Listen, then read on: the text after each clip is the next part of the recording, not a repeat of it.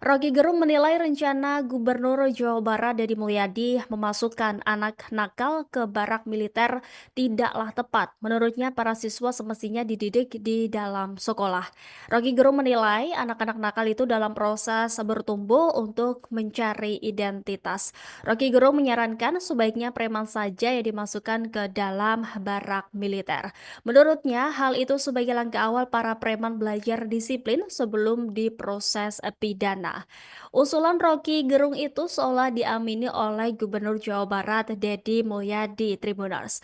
Melalui unggahan Instagramnya, politikus Gerindra itu menyinggung persoalan premanisme. Deddy juga menyebut Presiden Prabowo Subianto mengapresiasi program yang ada di Jawa Barat. Deddy Mulyadi kini juga memiliki backingan kuat untuk melawan segala bentuk premanisme di Jawa Barat, begitu ya. KDM biasa dipanggilnya itu mendapatkan dukungan penuh dari Presiden Prabowo Subianto.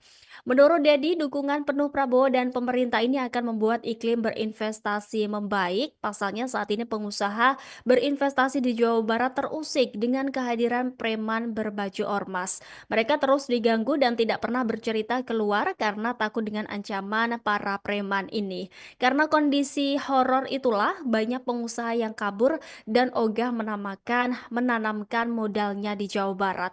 Ia pun mendorong kepada para pengusaha untuk tidak ikut melaporkan jika diusik oleh preman-preman berkedok ormas.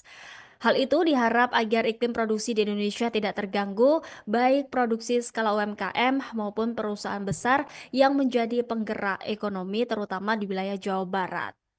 Download Tribun X sekarang, menghadirkan lokal menjadi Indonesia.